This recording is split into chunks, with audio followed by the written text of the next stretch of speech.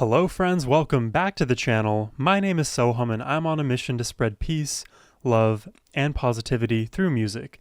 Today I'll be reacting to the 5th part of the BAND-MAID documentary series by Orange. We'll be doing the first part of the Miku episodes here. I believe there are 3 Miku episodes in total. Today I'll be reacting to the first part of that. I'm excited to check these out. Thank you to Robert, whose generous support made these reactions possible. Yeah, and let's just jump into this.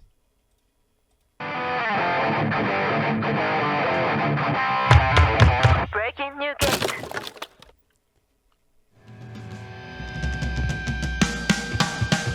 I'm gonna grab my beverage. Drink your water. We are in Kumamoto, a city located in the prefecture with the same name on the island of Kyushu. This is where KOBATO Miku was born a few decades ago. Her parents were a remarried couple and she has a half-brother who's 11 years older from her father's previous marriage. As you could imagine, she was a very active child, much to the dismay of her parents, who struggled to keep an eye on her, as she was the kind of child who snuck out of her house to play or run all around as soon as she was taken to large open spaces. She loved to play with boys at games like Chanbara, which is basically sword fighting for kids, or catch insects in the summer, but those little trips and games cost Miku a lot of bumps and bruises. Miku and I would have been friends. Miku was introduced into music very early by her grandmother, who went to an enka karaoke class. When she was around 7 or 8, that's her. Miku fell in love with music and singing beautiful. As she followed her grandmother to local public hall gatherings. At this time, Miku only knew enka, so that's all she sang. The first song she learned was Jindo Monogatari by Yoshimi Tendo.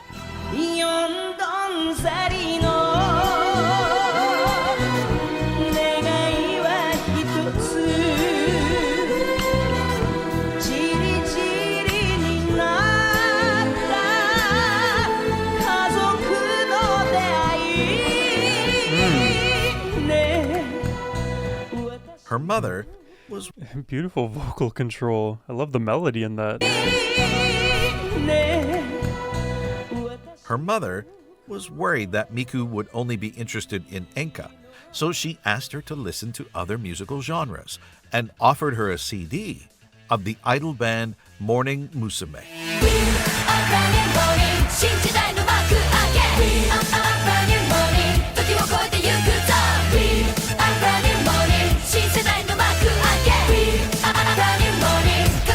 Are those all members?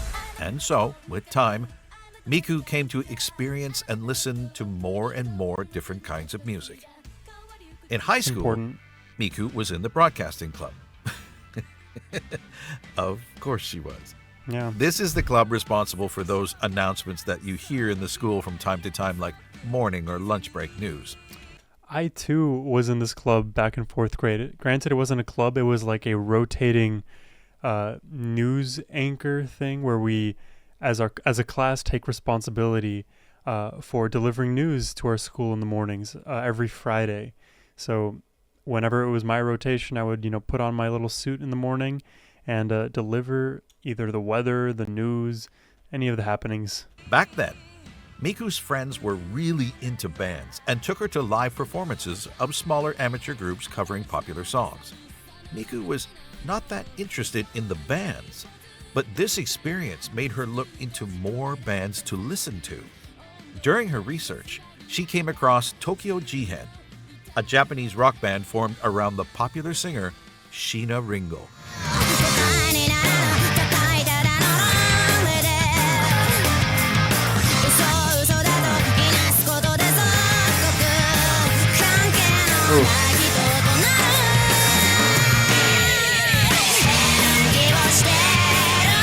Wow.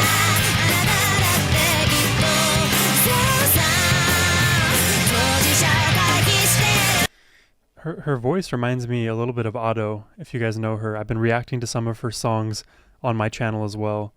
Really amazing voice. Miku was stunned by their sound and finally found the music that she wanted to do. It was also during this time that Miku's parents got divorced, and her father totally disappeared from her life. Oh, From then on, she had to live with her grandmother. It was a hard time for her and her family, but she tried to find a proper high school and think about her future. No time to think about making music for a living, even though this idea was starting to grow in her mind. it never When leaves she your was at brain. university, Miku missed a lot of classes because she was working part-time to earn enough money to participate in multiple auditions in Tokyo. The problem was, she never told her mother about all her travels to the big city. That's And the risky. more Miku went to Tokyo, the more she wanted to live there. So, in October 2010, on her birthday, Miku presented her I want to live in Tokyo plan to her mother to try and reassure her. This plan was basically to find enough part-time work to pay for her life there, along with vocal training. Miku knew that living in a big city like Tokyo would cost a lot, so she took as many jobs as she could. At one point, she had 3 different jobs, leaving her with just a few hours of sleep per day. You can tell she's got the mindset of a self-starter. I mean, it shouldn't have to be this way necessarily, but if you can stick through all of these hard times and stay disciplined, stay focused, stay driven to achieve the goals you have, walk that path, you're going to get there. Clearly, we can, look in retrospect and say she's gotten there and she has maybe more to go too, but this is the mindset that we all need to try to curate in one way or the other. She was willing to do anything to realize her dream. One of her jobs was at a Maid Cafe in Kumamoto. This is where it This started. is the kind of job that fit her perfectly, as she was very interested in customer service, loved to talk to people, and loved the idea of wearing a cute outfit at work. This particular Maid Cafe only lasted 6 months, It's until Miku's. December 31st, 2010. It's hard for this kind of business to last in local cities like Kumamoto because of the lack of new customers daily. With nothing holding her back in Kumamoto and enough money from all her hard work, Miku quit university and moved to Tokyo to start a new life pursuing her dream of becoming a singer.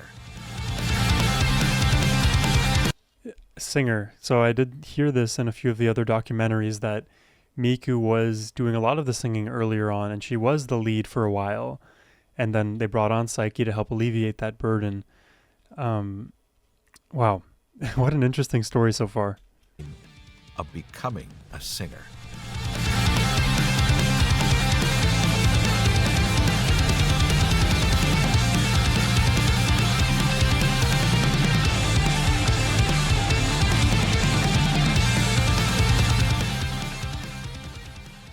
Now that she was living in Tokyo, Miku easily found a part-time job as she had already a lot of experience from her life in Kumamoto.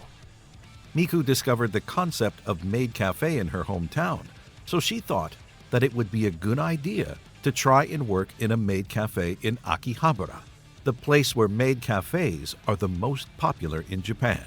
She started to work. This is just like a random aside, but it's very interesting to me to hear the origins and understand like how certain cultural phenomena came to be. It seems like Japanese society is, obviously very different than the United States where I grew up, for example. How did maid cafes become a thing? Like, what was the brainchild behind the Maid Cafe? And then, any number of other questions can be asked right after that. I'm sure there's a lot more of Japanese culture that I'm just woefully unaware of. But if she enjoyed the Maid Cafe and then got the idea of making her BAND-MAID, I do see it. I see the dots. The place where maid cafes are the most popular in Japan. She started to work at the Atome Cafe in May 2011 under the name Himawari, which means sunflower. This Different maid name. cafe was way bigger than the one in Kumamoto, and this one held performances and events where Miku could work on her singing regularly. It was a great experience for her, as she learned a lot about human relations, handling different types of people, and even calming down angry customers arguing with each other. Customer service. After all, Miku wanted to do everything to make everyone happy. She also learned a lot from overseas customers and how they perceive maid cafes as a part of the Japanese culture. Miku worked almost a year for Atome Cafe, but quit in January 2012.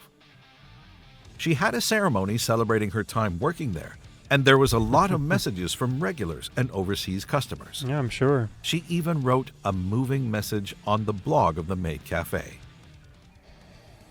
なんかやっと卒業したんだなって実感湧いてきました。なんかじわじわ来るね。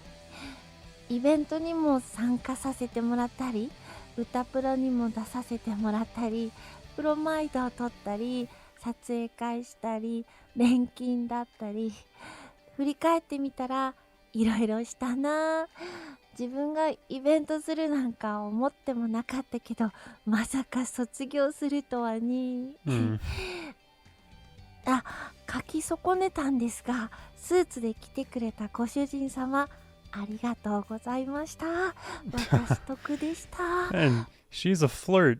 I swear, like on stage when I see her perform, sometimes I'll get that feeling that like maybe she's like low-key flirting with the crowd for fun to egg them on in a sense, but also to rile people up and get them engaged in the performances.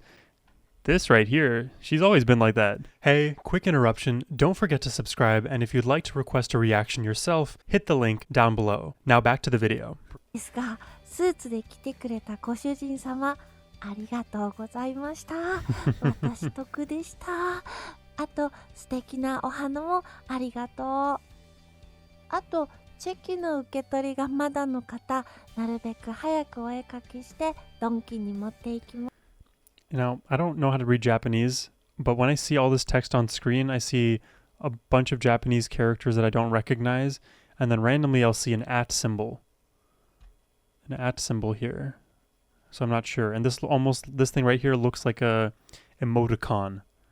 I'm not sure. 後日ドンキへお願いします。ごめんなさい。いろんなことがあったりしたけど、やっぱり私はアットホームが大好きです。8ヶ月間で出会ったご主人様やお嬢様、メイドさんを絶対に忘れません。Oh, she's so アットsweet. 中だった私が全く秋葉原に行かなくなるなんて到底無理な話なので、きっとまたお会いすることもあるかもしれません。もしまたどこかで私を見かけたらよろしくお願いします。She's so 私 sweet. にとってこれからがスタートだと思ってます。みんながくれた気持ちを胸に頑張っていきたいと思います。さよならはしないです。ありがとうございました。頑張ります。ひまわり。The reason why she You know, something about like main characters is that they speak like main characters. Everything that Miku wrote in that post feels like what a main character would write, honestly. 頑張ります。ひまわり。The reason why she left was because she'd won the Super Idol audition on December 9th, 2011. This competition started in the summer of 2011 with 2,600 applicants. She won. Their goal was to create a 3-member idol band with the votes of the fans. The Super Idol audition was also broadcast on MXTV on December 30th, 2011. ありがとうございます。野口美香です。すごい、とにかく今頭の中真っ白なんですけど、すごい嬉しいです。今後ユニットとして3人で頑張っていきたいと思いますので、まだまだ未熟なところとかいっぱいあると思うんですけど、一緒に応援していただけたらなと思います。私は熊本から出てきたんですけど、すごい親にもいい報告ができて、アルバイト先のこのメイドさんをしてるんですけど、常連さんも見に来てくれていい報告ができることがすごく嬉しいです。これから頑張っていきます。ありがとうございました。Oh. This contest So allowed humble. Miku to join an underground idol band or Chika Idol in Japanese, named Lil Kumman 3 months later, in March 2012. An underground idol band. It's an interesting name. Little spice, type of spice, cumin. Also has a different connotation, but we're not going to go there. And works with a minor label and will only perform in very small areas or events. It's well known that very few underground idol bands can become bigger and join a major label, so the chances for Lil Kumman to get bigger were really small. No pun intended. The name of the band came from the very short height of the 3 members, and that the birth flower of December 9th, when the result of the audition was announced, was Kumman. Lil Kumman was active until April 13th, 2013, when they announced they had disbanded during a one-man concert in Shinjuku Orebako due to Miku and another member quitting the band. About a month after the release of the 3rd single called Super Trooper and their first one-man concert in the same venue. In the end, Lil Kumman released 3 singles and performed about 100 shows during a year of activities. In an interview, Miku confirmed that it was not. So they're all the same height basically here. How tall are they? I don't know if I missed it. I don't want to go back all the way to find out. I think I would guess maybe 5'1", 5'2", but sometimes the heels are a bit deceptive. 3 singles and performed about 100 shows during a year of activities. In an interview, Miku confirmed that it was not her thing to sing cute idol songs. She didn't hate it, but it was too different from the music she wanted to sing.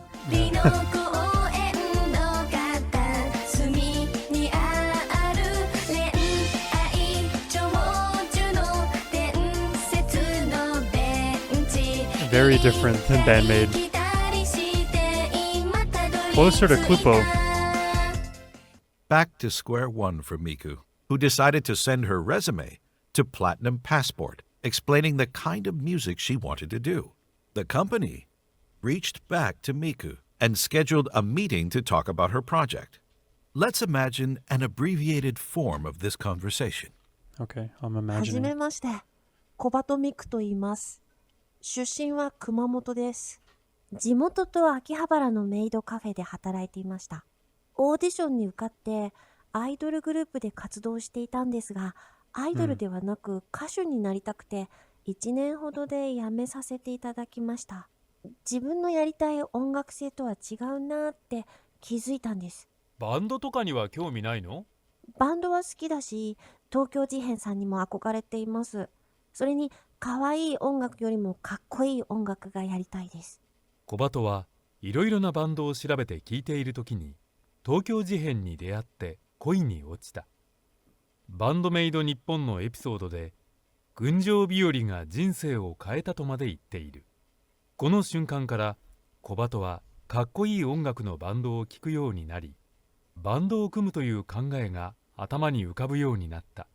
もしこの曲がなかったら小鳩はバンドを組むことなど思いつかず、バンドメイドは存在すらしなかっただろう。So the song Gunjo Biori by Tokyo Jihen, that was the song. I love that she's drilled it down to that level, because I can definitely think of like a handful of bands and songs from those bands, but it's a handful, it's many.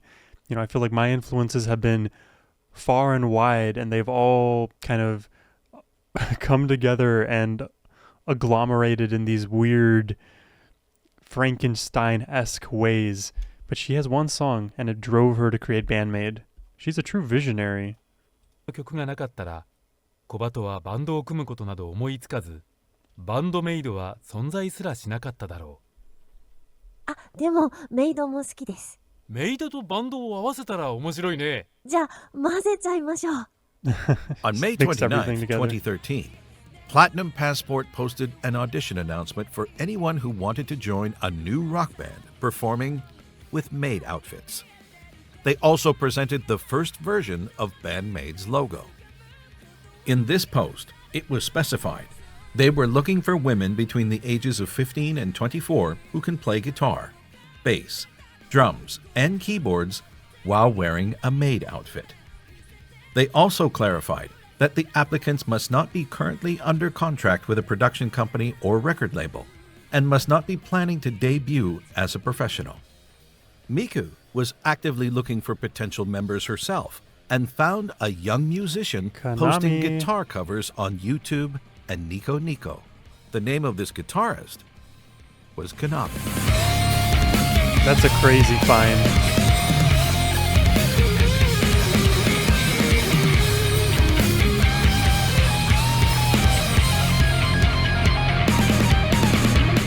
Miku contacted Konami through the talent agency to present her project.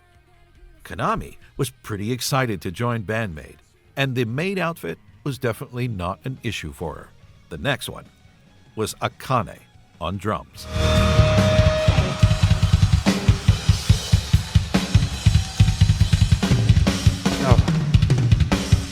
Oh my goodness. It's so effortless for her.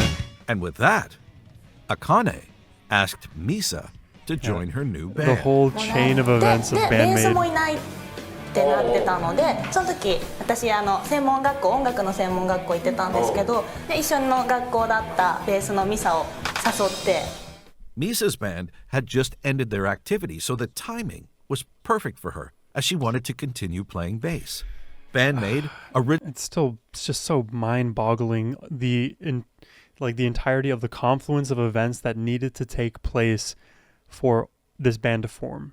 That's just life. Everything had to go the way it had to go to get to where we are now. So it's like self-referential, self-defeating, tautological, whatever you want to say. But truly, this is just an infinitely impossible thing to happen, and here we are, it's happened. timing was perfect for her as she wanted to continue playing bass. BAND-MAID, originally consisting of 4 members, was ready for its debut. They started rehearsals, but after about a month, felt that something wasn't quite right. Need the outfits. Miku's voice alone didn't fit with this kind of music. And she didn't want to relive what happened with Lil Kumman. So the idea of bringing in another vocalist to contrast with Miku's voice was raised. Yeah. A new audition was conducted, inviting everyone managed by the agency who could fit with this project. BAND-MAID members and management found the profile of a recently scouted young singer to whom they proposed to audition. She was a model, dancer, singer who came to Tokyo to realize her dream of becoming a professional singer. And her name was Psyche.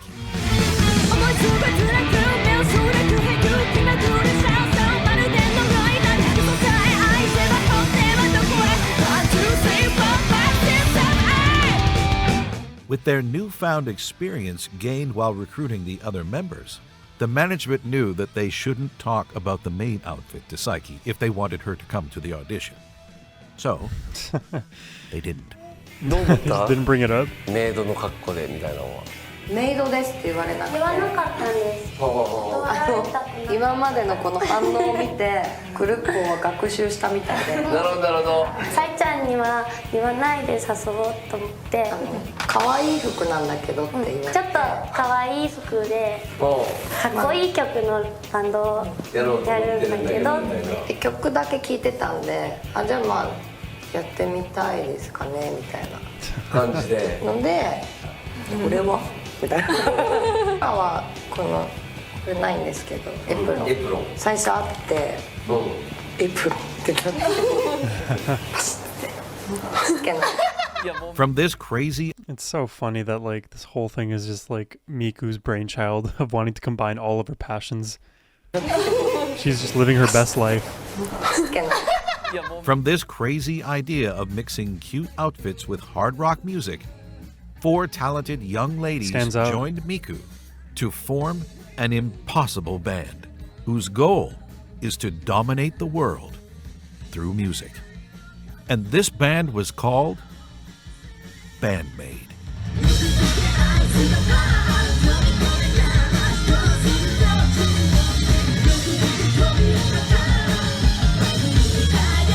I want to know about her guitar playing. We'll see if we'll hear about that over the documentaries. BAND-MAID didn't waste any time after finding enough members, as they started to perform live on July 24th, 2013, before Saiki even joined the band at Otsuka Deepa in Tokyo. They continued for 2 more shows before opening for Passport and Silent Siren on October 22nd, 2013 at Shibuya AX with their complete lineup. This was BAND-MAID's first live.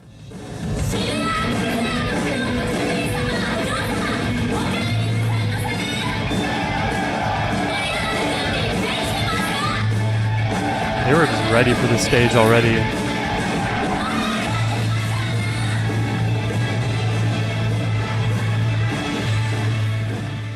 This venue could hold 1,500 people, so it was a great opportunity for our newly formed band. BAND-MAID started to be more active on Twitter on July 19, 2013, to promote concerts and news about the band. Their YouTube channel had been created on October 22, 2013, and slowly grew over the years.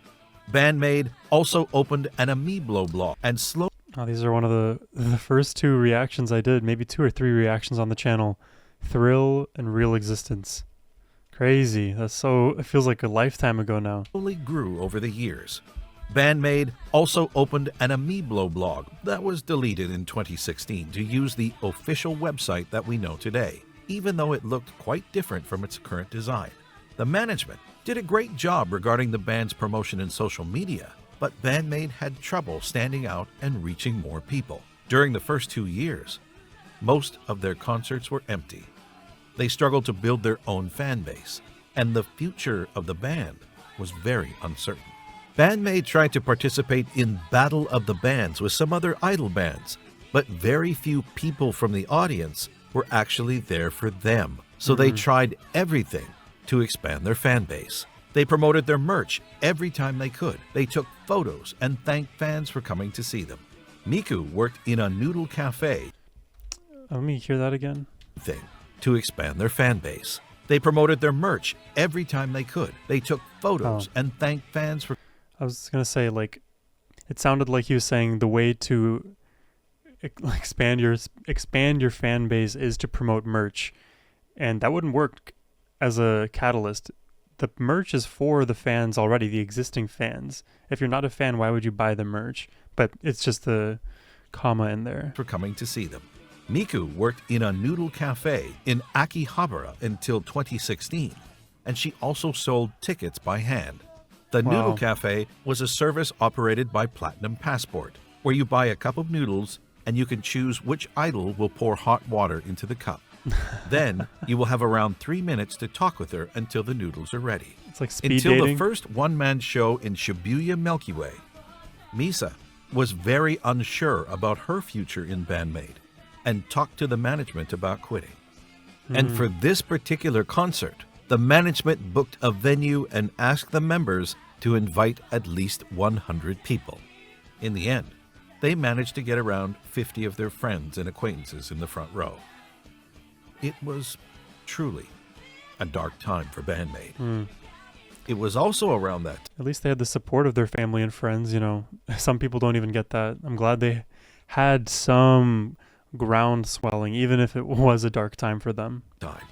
That they released the MV of Thrill from their first single, Ai to Jonetsu no Matadoru. Breaking new gate.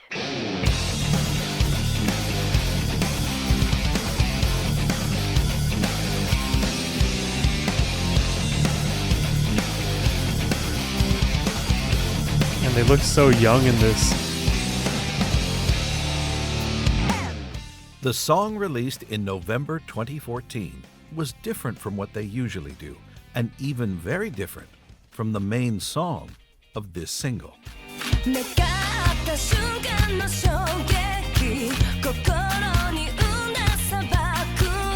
Yeah, very different. I like this. Thrill was a success on YouTube and was very well received during concerts. A few months later, on April 5th, 2015, Thrill was uploaded on a Facebook page called J-Rock Radio. This page introduced music from Japan like Visual Kei or metal bands to people from overseas, and the video gathered more than 1 million views in 4 days. You It know, went viral. in comparison, it took 17 days for the music video of Unleashed to hit 1 million views, and that was the fastest any BAND-MAID video grew. Oh, I love data. I love looking at charts. I'm going to spend some time on this. Okay, so at the bottom, memorable. I haven't listened to that. Sayonaki Dori, I've reacted to that. Catharsis. At the top is different. I guess that makes sense. Thrill in the middle, interesting. Interesting. I want to see more graphs like this. The response of BAND-MAID's social media from overseas fans was huge. So huge that they were afraid that their Twitter account had been hacked.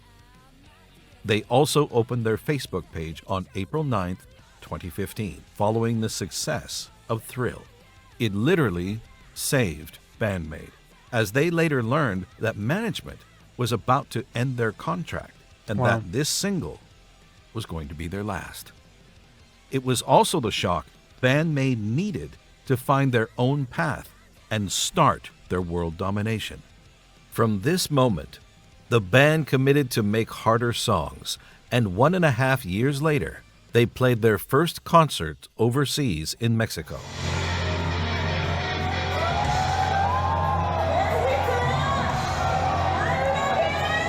I had a very different understanding of what a one-man concert was.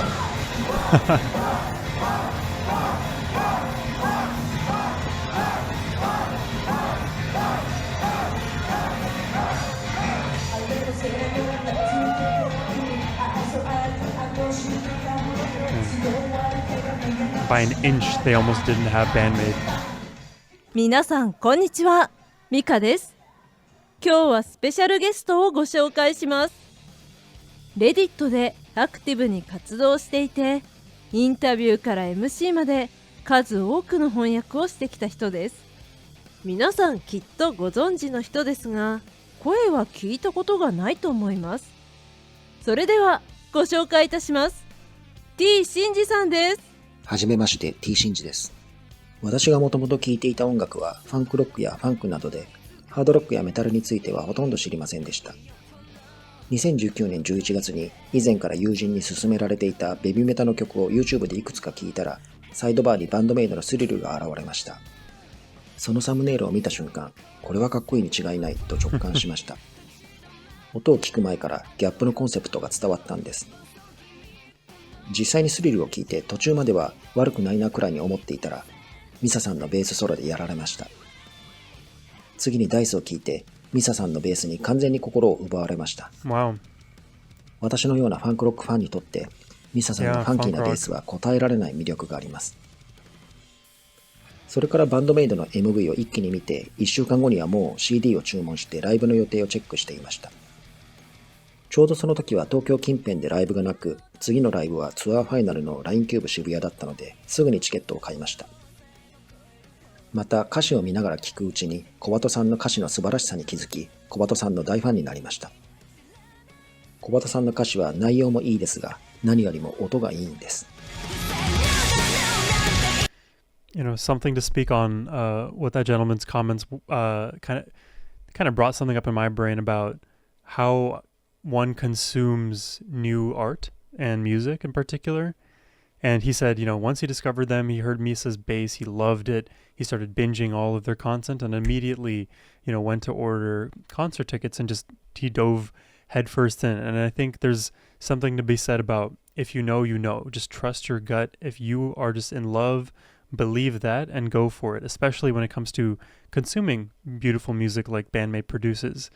And, you know, I compare that to myself in the position that I'm in on a React channel where I get to kind of drip feed BAND-MAID music to myself. I'll listen to a song, you know, a song or two songs maybe every day, every other day, and I'll slowly get to build up my knowledge base and understand who they are at a more fundamental level, get time to reflect back on what I heard earlier on and how it, you know, compares to what I'm hearing now, and build more devotion and love for these girls.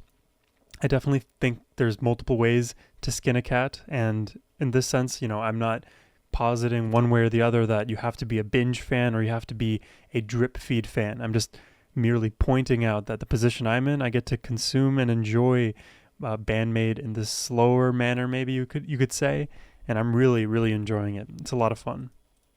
小畑さんの歌詞は内容もいいですが、何よりも音がいいんです。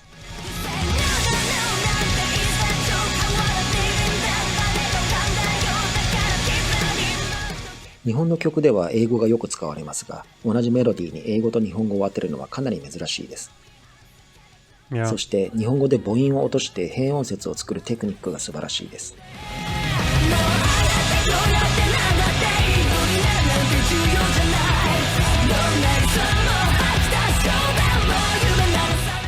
ここを8音節で歌っていますが、元の日本語は15音節あります。同じ年の12月、語は15。 They sing it in 8 syllables, but the original Japanese is 15.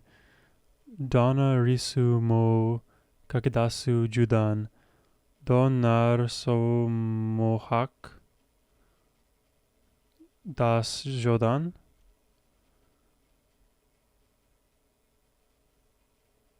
Yeah, there's like omitting some of the syllables in the middle. I'm not a Japanese speaker, so maybe it makes more sense to you. 5音節あります。同じ年の12月、レディットを見つけてインタビューの英訳があるのを知りましたが、未訳のインタビューもまだまだたくさんありました。自分で英訳したいと思いましたが、私は英語ネイティブではないし、当時は音楽用語も詳しくなかったので、無謀ではないかと思いました。でも、小鳩さんが背中を押してくれたんです。That's sweet. Thank you, Shinji.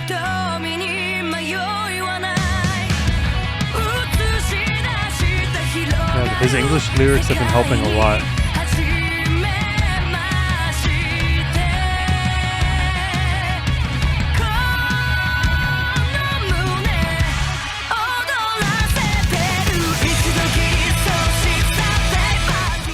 もし小鳩さんが私の立場だったら、やれることをやるだろう、自分の想像さえ超えていくだろうと思ったんです。」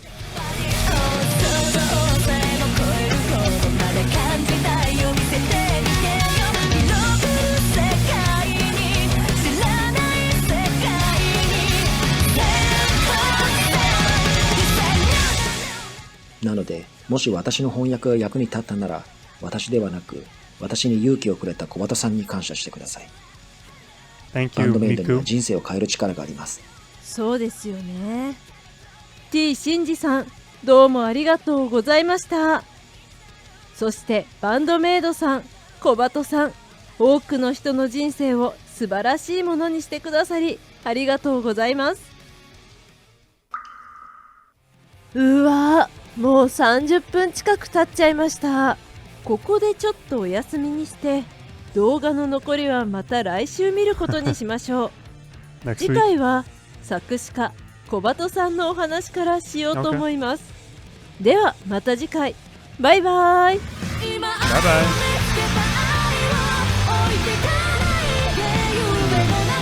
I love that melody.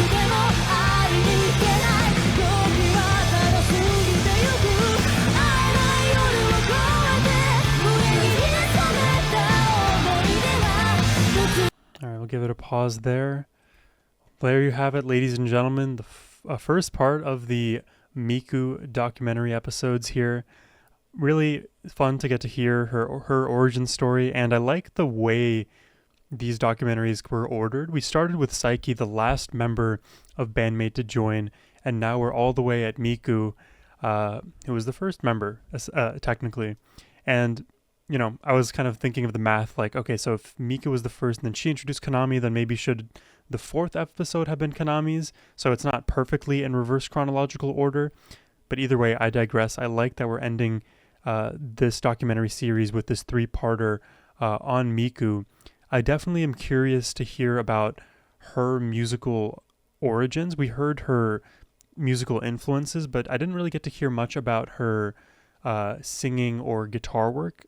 The next episode presumably will be about her lyric writing, but I'm also curious about those things as well, because she's a very good singer. She's a very good guitarist. I want to see if they do bring that up in any sense. And I'd also be very curious, we'll see if this also comes up, to hear about Miku's like role in composition relative to Konami. It feels like Konami is the engine, and in the Konami documentary we definitely got that sense that she is really composing a lot of these songs, and many of the band members come together at behest of Konami first. So very excited to find out all about that. I hope you all enjoyed my reaction. Subscribe if you did, and if you would like to request a reaction yourselves, hit the link in the description box down below. And as always, my friends, have a wonderful rest of your day. Take care and peace.